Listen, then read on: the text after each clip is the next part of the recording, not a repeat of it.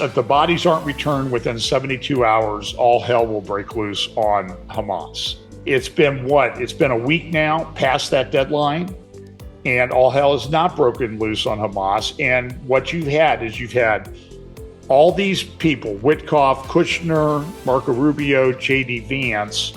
One pundit, I don't know if it was in Israel or the U.S., said that what these guys are doing is babysitting to make sure that Bibi doesn't get out of control and do something that Trump doesn't like. Everybody said Israel needs to take care of themselves, but now we say Israel can't take care of themselves because it might have an impact on what Trump decides. And so I don't like the way it's going.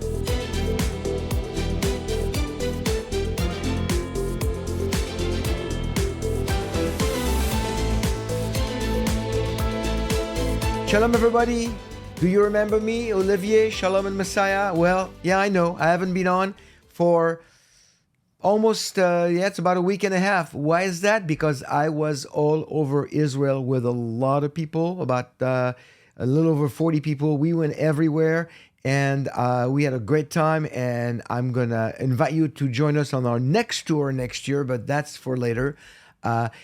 When I was in Israel, of course, things happened there and in the rest of the world that pertains to prophecy, Bible, anti-Semitism, Israel, and I had to catch up. So I'm catching up with one of my favorite guests who also actually was in Israel. We kind of overlapped for a few days, and so I'm going to bring him in a couple of seconds here. But just I want to remind you to scan the QR code you see on the screen so you can follow us on Telegram, subscribe to this channel, and tell your friends so they can get all the videos on YouTube. Also, here is a picture and a link to my new book that you should be getting if you want to know what's going on since October 7 in anti-Semitism. That's a must-have. And thank you for your support. Thank you for praying and supporting our ministry. We couldn't do all this without you, and we really do whatever we can to make a difference, taking the gospel of Yeshua to Jewish people all over the world, and right now, currently, with an emphasis on Israel and the IDF as well. So thank you in advance, and let me get into it. Let me bring my guest. Here he is. Yes, you recognize him, John Holler. How are you doing, John? I'm doing great. I know that we kind of overlapped a little bit in Israel, and I was there when it seemed like everything was happening. We can talk a little bit about that, and then I'm heading back in about 24 hours. Man, I think I slept 3 hours last night. I'm on jet lag, so I thought if I want to do a show with John, I got to do it early because in about 2 hours it's going to be nap time for me. So I had interesting. I had no trouble going over with jet lag. A little bit coming back in that about 8 o'clock in the evening, I can't stay awake because that's 3 o'clock in the morning Israel time. Right. So that's I don't usually stay up that late. But it's hard. It's hard. Now, okay, when you and I went to Israel, and probably you a little more than me, because you arrived, I think, a week before us. But we got there, and I could still see, because I've been there, in March this year and in August, and then to come in October. I was taking a group, but it was not a work trip. But to come in October and see the mood of the people on the street, the friends that we stayed with, the places we went to, it was some kind of there was definitely a different atmosphere. People were relieved, happy. There was some level of celebration. Yet, with all this being said, there was still this frustration and unfinished business of the dead hostages not returned and being returned very slowly, a couple at a time, one by one. And that was, it's still something that's hanging over the head of a lot of people in Israel. And then a few days ago, and I want your comment on that, a few days ago, Hamas, and I was there when it happened, Hamas returned parts of the body of somebody that they had returned before, and then they shot at Israel. How does that, and from what I heard, which I think is, well, I don't think I know it's frustrating to me, and it's starting to irritate me. The minute they said that, Trump said, "Okay, go ahead, do whatever you want," and it's almost like it's sometimes it sounds like Trump is running Israel, and it's starting to bother me. Yeah, so let me just give a little context to how I'm going to answer this, and I will keep it short. We arrived in Israel on October 7th, which was Sukkot, a Shabbat. And it was great because, as you know, traffic in Israel, particularly going into Jerusalem, is nightmarish. I often use Brutal, that brutal. as proof that Israel doesn't control the world, because the proof of that is Jerusalem traffic. But on Sukkot, there was nobody on the road. I mean, it was almost as fast driving the bus in as taking the train. By the way, we left 4 hours before 200,000 Haredim blocked all of Jerusalem and Highway 1. We would have been stuck yesterday. It was like a big protest. But anyway, not Well, the topic. one day when we came in from Caesarea by the sea, Caesarea Maritime, Route 443 was blocked because I think some organized crime guys had gotten a shooting fighting. Two or three people got killed on Highway 443. So they just, Israel, when they have a security situation, they deal with it in a very direct manner. They just shut everything down. Very swift. I know. So So you we got there were, on Sukkot. yeah, and so it was great traffic. And then the next day we went to Gaza envelope, and we went to Far Aza, which was one of the kibbutzim attacked on October 7th. 68 people killed, 18 taken hostage. The twin brothers were still held hostage. So when we were there, they were still held hostage. And I think you have to go to one of those places, or Nova, like we also did, and talk to the people there to understand what happened on October 7th. I just don't think you get a full appreciation of it until you do. So then we traveled around and everything. So while we were there, though, then the hostage deal got done. Trump calls it a ceasefire, and everybody should dispel themselves of the notion that this is a peace agreement. It's not a peace agreement. I don't even think it's a ceasefire agreement.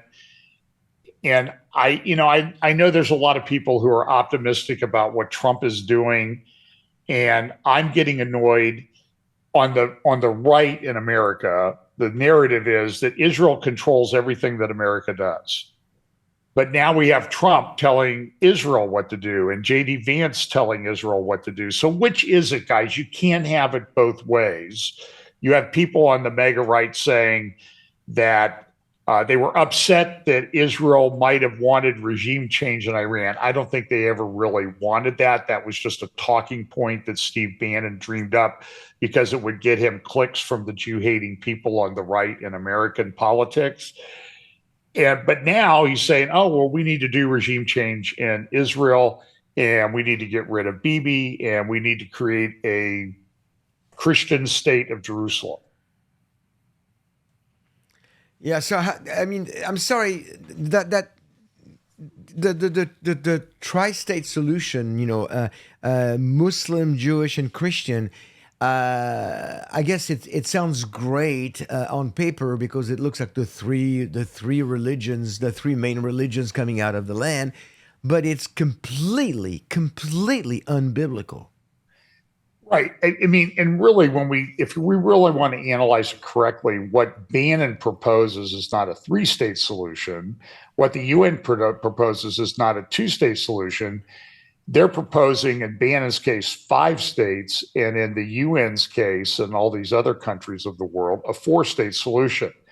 When Israel was originally the mandates back in the 1920s, there were supposed to be 2 states, a Jewish state west of the Jordan and a Arab state east of the Jordan. That was given to the Hashemites, who weren't even from Jordan. They were from Saudi Arabia. They've been booted out of Mecca by the Saudi family in the war down there in Saudi Arabia. So now we have Jordan, and we're supposed to have Israel. Then they carved off Gaza. That's a third state. There were Jews living there until 2005, and then every Jew, living and dead, was removed from Gaza. It became Judenrein, Jew Judenrein, free. basically, which is free of Jews, like during Nazi Germany. That's the term they Right. And so, used. and so now we have an experience with an Arab Jew free state, right? And how did it I work mean, out? for 20 years, I mean, the 2005 to 2025, this is your case study right there. Look at what happened and tell me, put that in place in Judea, Samaria. Is that going to work? Well, and what did they do with it? They could have built a Dubai on the Mediterranean with all the money that they got. But now that's coming out, they didn't build 300 miles of tunnels or 400 miles of tunnels. They built 600 miles of tunnels in the Gaza Strip. And you've been down there. It's only what, 40 miles north to south, It's not, and maybe it's not big. 5 to 8 miles wide. I mean, you stand there at Faraza, you're about less than a mile from the Gaza. You can see the Gaza fence. You can see Gaza City. You can even see, if you look carefully, the Mediterranean beyond. So it's not that big a place. 600 miles of tunnel. That's more than the New York City subway system. And it was only done to build the most sophisticated terror base in the world so that if Israel ever invaded, they would have a problem. So I'm very upset with the Trump. So we were there when Trump was there. In fact, both times Trump's been in Israel, I've been there for whatever reason. So we were supposed to go over to the Knesset and Israel Museum on Monday, but then this guy named Donald Trump comes in and everything kind of got messed up. We got messed up because Vance arrived when we arrived, so everything got closed. Vance came in and he made his rather stupid statements.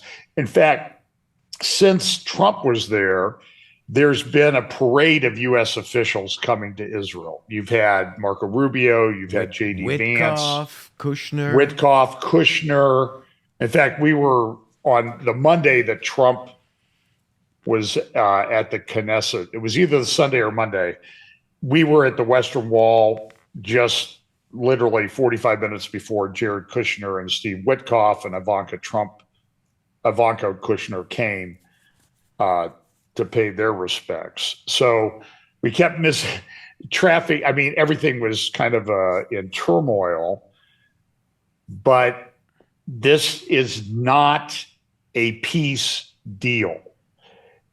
I know that Trump says, okay, Bibi, if you want to do, if they get out of line and they break it, you can go take care of them. But Trump issued another deadline. If the bodies aren't returned within 72 hours, all hell will break loose on Hamas.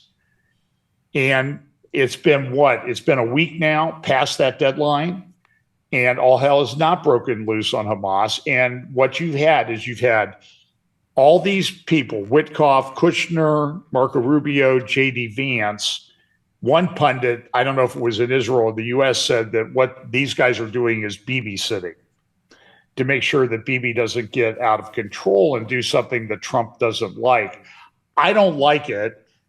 You know, everybody said Israel needs to take care of themselves, but now we say Israel can't take care of themselves because it might have an impact on what Trump decides. And so I don't like the way it's going because Hamas is not done. I don't know if Israel framed the issue the right way in the beginning. And if I have a chance to ask Prime Minister Netanyahu this, he's supposed to give a speech to one of the groups I'm with in Israel, I think on Monday. And if I had a chance, I'll ask him, do you think that maybe you should reframe the question that the war was not really against Hamas, the war was against Gaza, because it was all of Gaza that really allowed this problem to fester and come about. And remember, who was it, Carolyn Glick said that every so often we decided we had to mow the lawn in Gaza. We had to go in there and, kind of do a weed whacking thing because they kept throwing rockets and that type of thing. So I'm at the Nova Festival site, Olivier, and there's a section there where it's a bomb shelter. It's out in the middle of a field near the Gaza border. It's a bomb shelter on top of the ground. All the bus stations are bomb shelters. In that bomb shelter, 24 people died on October 7th. Yeah, I got pictures. I was there. When they were attacked. But the reason it's there is because they were shooting rockets all the time into Israel from there. And so people needed to go to a bomb shelter. And down there, you have 10 to 15 seconds to get to a bomb shelter to protect yourself. Hamas, I mean, I've spoken about that, and you and I have spoken about that before. Hamas threw grenades. In a case of maybe that bomb shelter, I think they threw 8 grenades. I talked to a lady who was in a shelter when I looked inside, and her son was with her, but a friend of our son died in that shelter. They were piling up. You can stand maybe 12 to 14 people tight in those bomb shelters. They look about the size of a bus stop. But in the case of that bomb shelter, there were like almost 40 people piled up, and 24 died. I think we're talking about the same shelter. Yeah. It's there. It's a memorial site now. It's going to be up there, sort of a mandatory visit when you go to Israel, just like Yad Vashem has been. Right. Because it's the same. So, it's the same ideology. So So where is this going to go with Trump? I just don't like. Now, mind you, if Trump says do whatever you need now and whatever you want, and the fact that it's been several days since, in all fairness, to give all of the parties the benefit of the doubt, we have to admit that maybe Bibi said, okay, now we've got carte blanche, we've got free reins to do whatever we want. It doesn't mean they're going to start the next minute. So they could be organizing an attack or something that's going to be more of a surprise attack. But it doesn't look like right now, in my own understanding, there's no need for any surprise attack in the Gaza Strip. Right, the need right now is to just finish the job that Trump forced them to stop. I talked to people from the IDF and civilian when I was there last week, and the consensus was, why couldn't we finish the job? We were so close. What do you think? Yeah, I saw an interview with, and I can't remember who it was. It might have been on one of the IDSF interviews, but essentially the person's, oh no, it was Wilt on one of the podcasts recently with Haviv Rediger. And she said, and look, she used to be a liberal. I mean, she was a liberal Knesset member, kind of left wing. I think she thought there might be able to do a 2-state solution. And now she's totally opposed to it. And she said, we were 2 weeks away from finishing everything off. Yeah. And we're stopped. And this is what's happened over and over and over again. We've got every agreement restricts Israel, and you cannot win a war without getting rid of the enemy. And I know everybody complains about how many people were killed in Gaza, but one of the things is, if you don't want to be in a war, don't start one. And Israel gave a lot of latitude, way too much latitude, to Hamas and others in Gaza.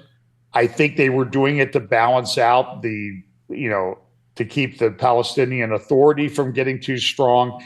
Look, clearly in hindsight, this doesn't look like the right thing to do. And clearly in hindsight, it does not look like they framed the issue.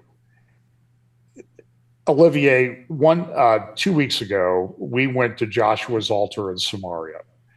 To do that, we had to get on. This is a clearly Jewish site. This is clearly Joshua's altar on Mount Ebal, overlooking Nablus up in Samaria.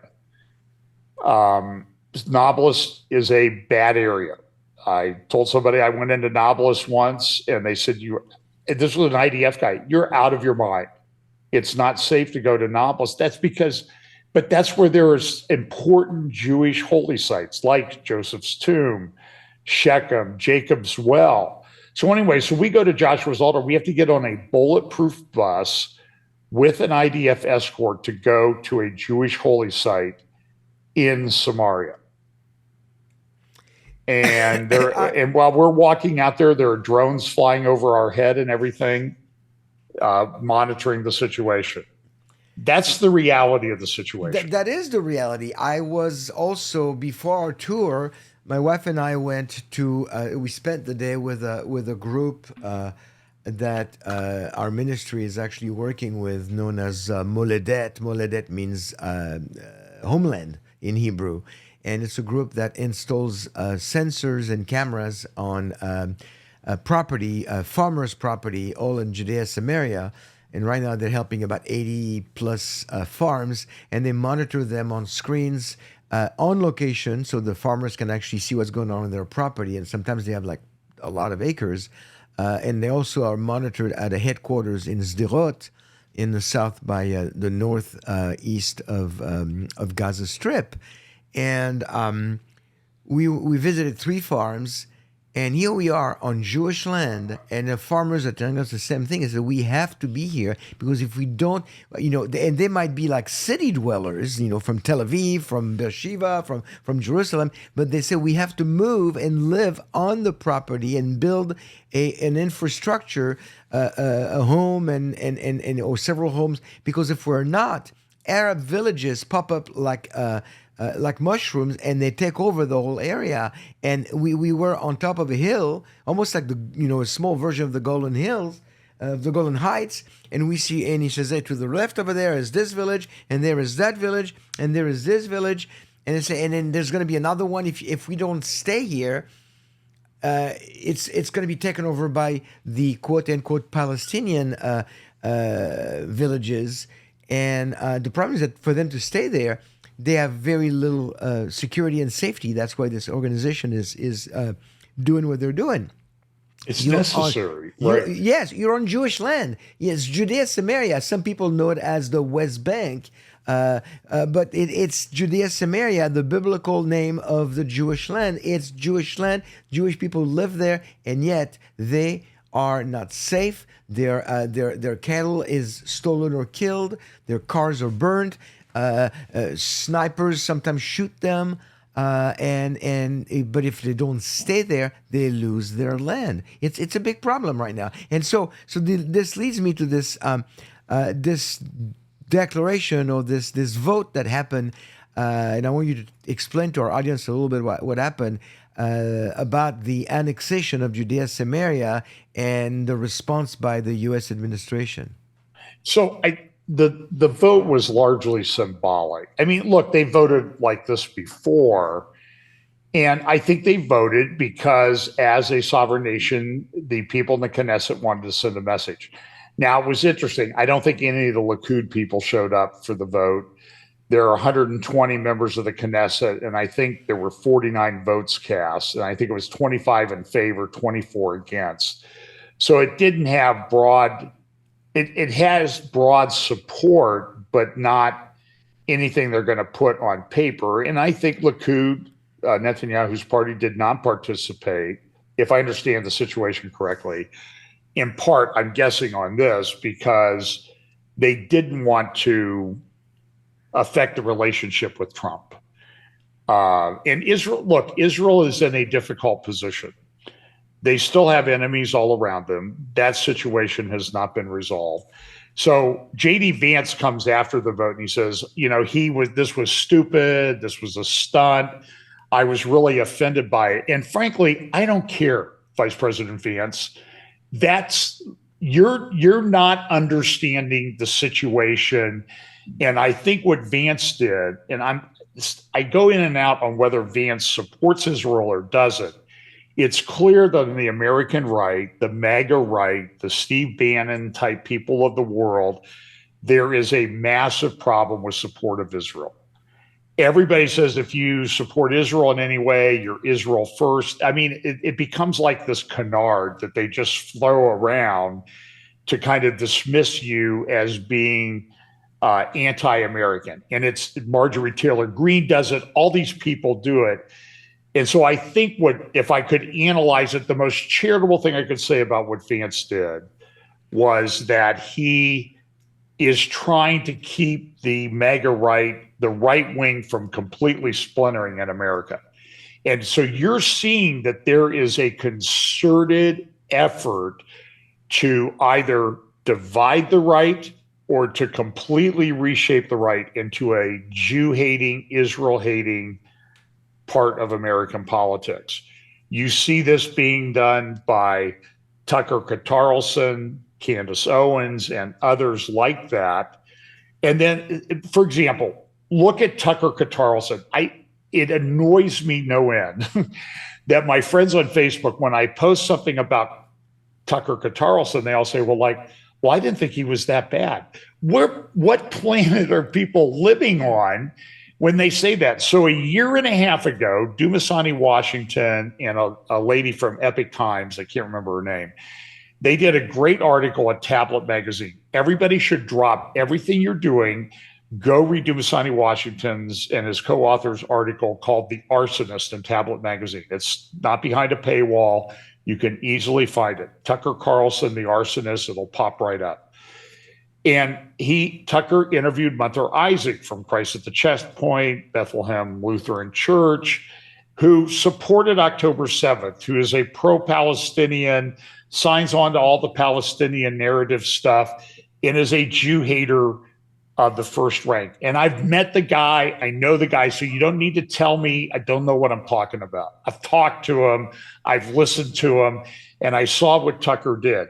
Yeah. And so Tucker, over the last year and a half, has done a series. He did that new historian. Holocaust denier. Yeah, Holocaust denier Daryl Cooper. He did George Stephanopoulos' sister, the nun, the Palestinian nun, who was trained in Russia, by the way. In any event, we have a massive propaganda problem. And then Tucker last week did an interview with Nick Fuentes. Nick Fuentes is a Holocaust denying. In the interview, he said, December 18th when this came up, it was an important day for me because that's Joseph Stalin's birthday and I'm a fan. One of the biggest mass murders in human history, 20 million at least, including 4 to 8 million in Ukraine, killed by Stalin. And this guy is a fan. And Tucker just acts like, oh, well, this is just somebody I should sit down and have a dialogue with. And either just before or just after he does this interview, Tucker's headlining a TPUSA event down at Alabama. And by the way, he comes out and he gets like a 3-minute standing ovation from these, what people we would consider to be on the right. And I'm thinking people have lost their minds. They do not understand what Tucker Carlson is doing. It's very apparent if you take 20 minutes to analyze it. And if you don't dare criticize anybody who has a problem with it because you don't know what you're talking about. I'm sorry. It's a huge issue. You know, and sometimes people really appreciate a personality.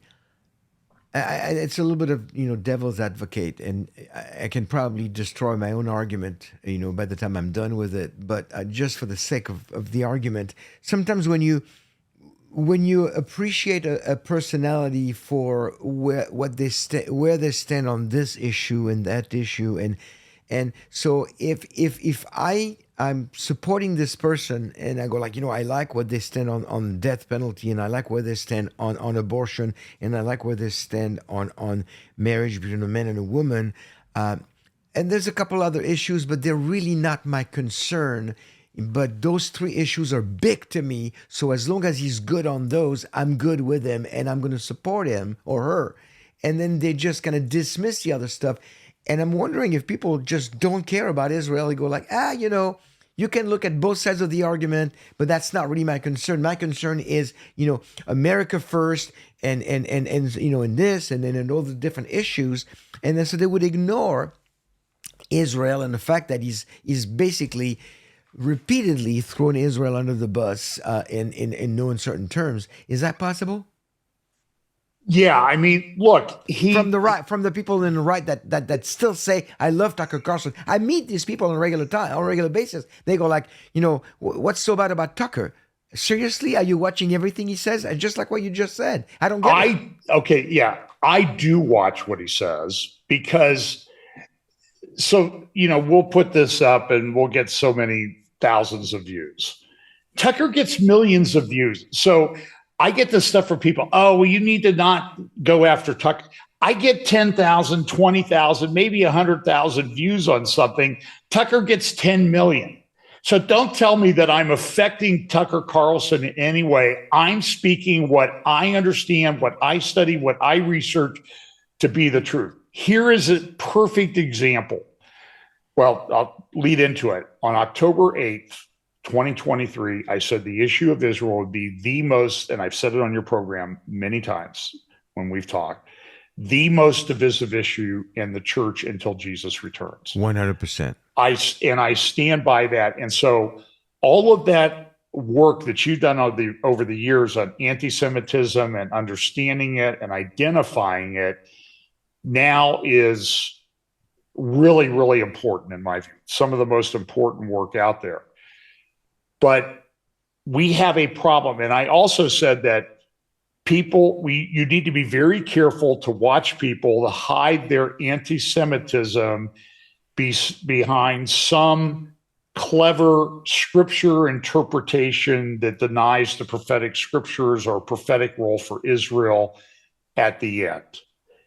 And then they always say, "Oh, well, you just support you don't think we can?" No, I criticize Israel all the time. By the way, there were 200,000 Haredi men in Jerusalem protesting the Israeli government the other day. So stop telling me that people can't criticize the Israeli government. It's the way things are. And by the way, if you've ever been over to the Knesset when they're in session, it's kind of messy politics with people criticizing the government and criticizing those who want to be in the government. It's the way it works. Right. But don't try to hide your anti-Semitism behind some clever interpretation of scriptures like replacement theology or something like this, or denying what the Bible actually says. And I see this all the time and it's growing in Christian America that people are doing this. So here's Tucker in a nutshell. He said a few things, but the other day in the interview with Nick Fuentes, he said, "I loathe Christian Zionists more than any other people in the world. More than the Muslims who are killing thousands of Christians, martyring thousands of Christians. You loathe Christian Zionists more than that? That will tell you everything about where that is." And I'll be honest with you, I do not understand. I know TPUSA is not a church, not a mission organization. It's political in large part.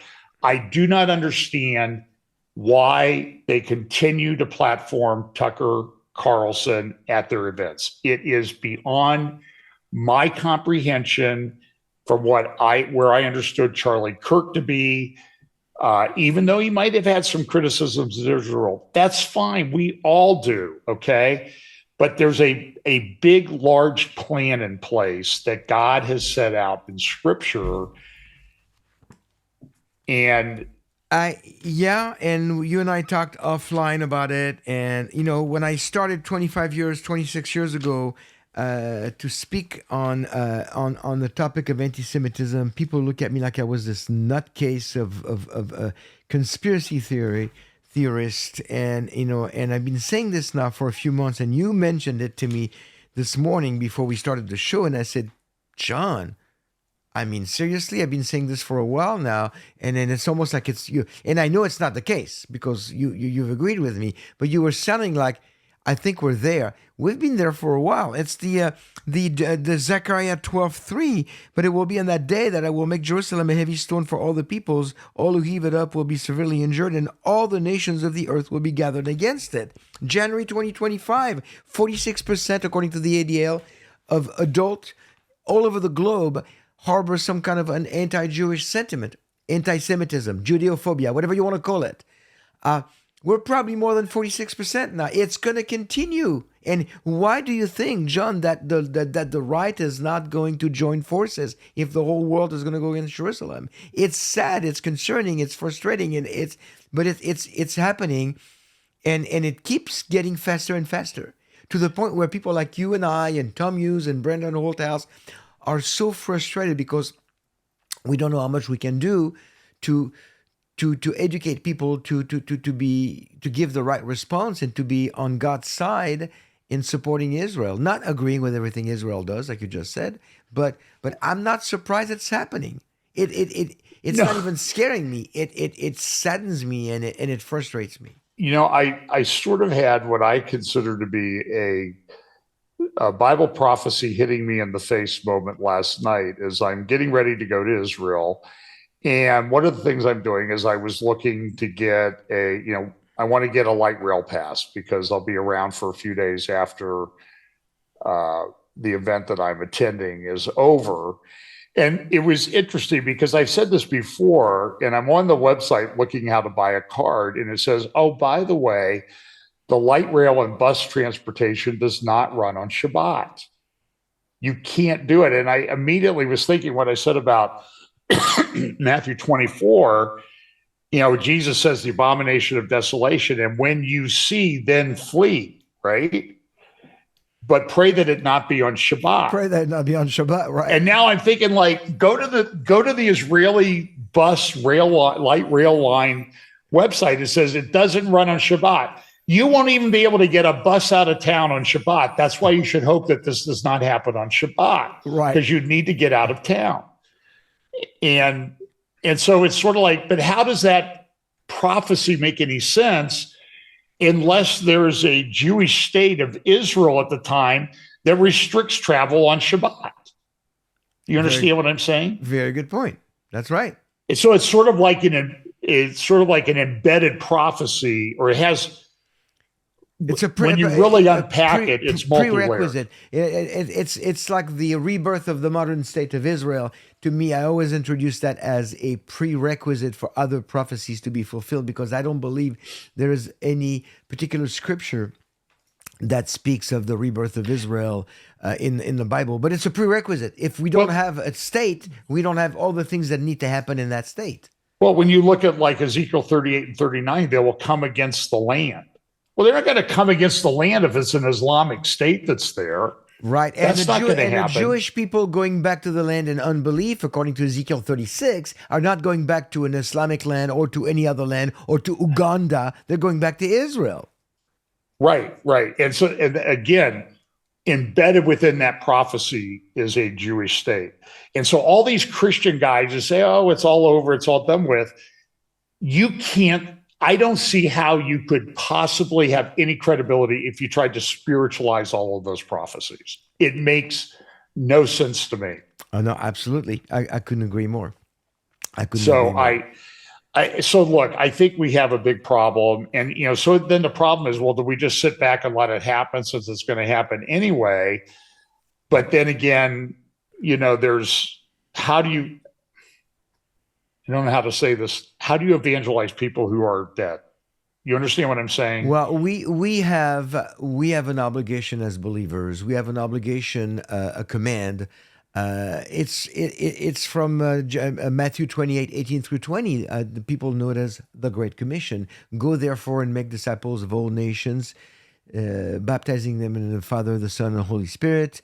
And so, if you make disciples of all nations, guess what? Israel is a nation, and you need to make disciples of all nations, including Israel. And actually, there's a case to be made from Romans 1:16 that we should go to the Jew first, like Paul did. So we are to to make disciples of Jewish people and Gentiles, we are to love Israel. Genesis 12:3. Bless those who bless you, and those who go against the Jews are going against God. Psalm 83:5. They have conspired against you. Against you, they make a covenant. So those are all scriptures to show us that you don't want to mess with Israel because you're messing with the God of Abraham, Isaac, and Jacob. You're messing with the God of Israel. And so there is a biblical mandate for Gentiles, for Christians, to love Israel. And the best show of love, the best proof of love is to give them something, the gift that never stops giving. That's the gift of eternal life through the gospel of Yeshua, who died for their sins, for our sins, and rose again on the third day, and is going to return. And so, John, to wrap this up, on what you just said, what are we to do? Are we to give up? Are we to, I think we need to continue fighting. Because if there is one person that will change their mind on their view on Israel, and even one more Jewish person that we can lead to Messiah in the process, it's worth our efforts until the Lord takes us home. Yeah, Olivier, I see a lot of. I'm just not sure what to make of it because I've been there. I'll be back in within 36 hours, I'll be back in Israel from when we're recording this. And I love it there. It's so reaffirming to my faith. I understand what's coming. I know there's a lot of trouble coming. I'll just share one story. So we go down to, first of all, we need to not be arrogant towards the natural branches. Paul says that in Romans 11. And what I see on my social media feed is arrogance towards the natural branches. But let me just share a story. So we went to Ari Abramowitz's and Jeremy Gempel, the farm that they helped start with some other people down in the Judean hills. I don't know if you've ever been there. It's called Aragot Farms. They're on the Israel Guys with Josh and Luke Waller regularly.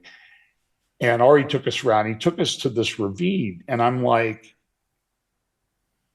I'm not a farmer, believe me. My wife will tell you that. She might let me mow the lawn, but that's about it. And there's this deep ravine. Goats couldn't even climb the sides of this. It's very steep, deep ravine. Yeah. And we're like, why did you buy this? Now, this is an Orthodox Jewish guy, right? IDF, carrying an automatic rifle while we're walking around because there's no fence between them and these Arab villages. And he said, prophecy. Bought it because of prophecy.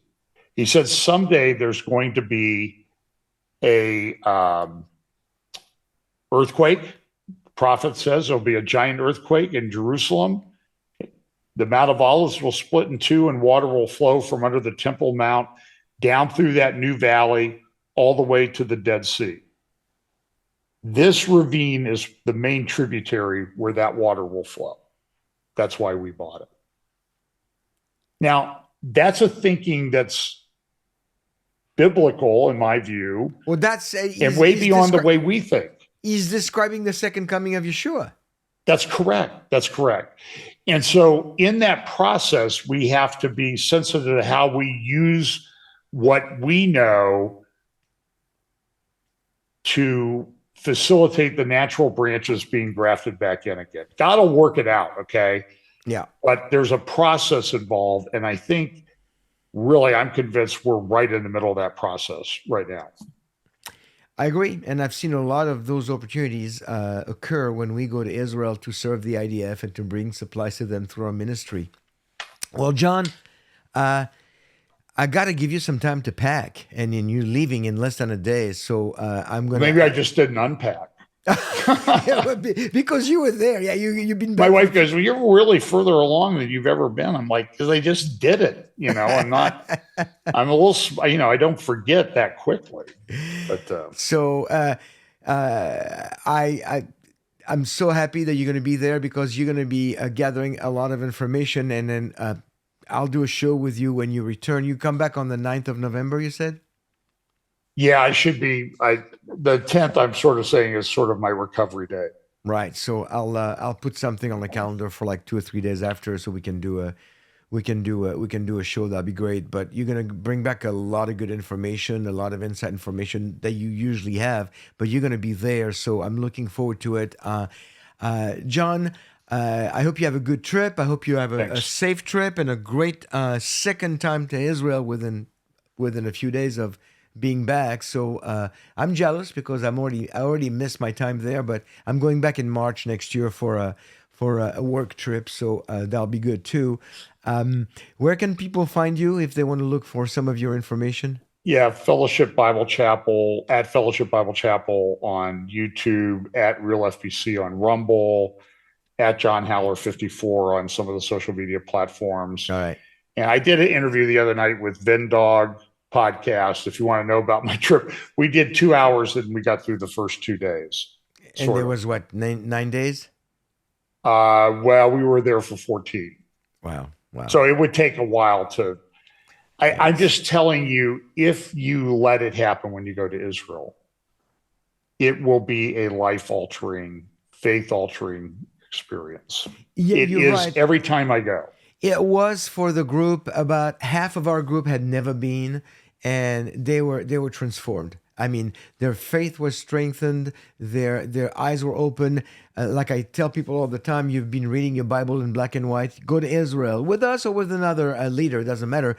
Go to Israel, and if it's done properly, you're gonna start reading the Bible in color, HD, in 4K as opposed to black and white. It's going to be the same story, but so many more details. Well, you know me, I love PowerPoint, Right. but in Israel, you have the ultimate PowerPoint.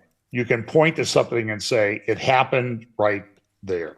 That's right. Absolutely. And John, it will happen right and there. whatever has not happened will happen literally exactly. And you drive on the roads, and all the road signs are biblical names, and you go like, "Oh my gosh, I just read this in my devotion the other day." I mean, there's nothing like it. There's Including nothing. road signs down in Judea pointing to the house of the Lord in Jerusalem that Right. people are putting up. Right, absolutely. Well, listen, you have a safe trip. Thank you for coming on the show, and I'll see you in about 2 weeks to do a follow up to see what happened at the was it the Jerusalem Council? What is it called? It's a Christian media summit that I'm attending. Christian Media Summit. All right, John. Safe travel and Thank you. shalom.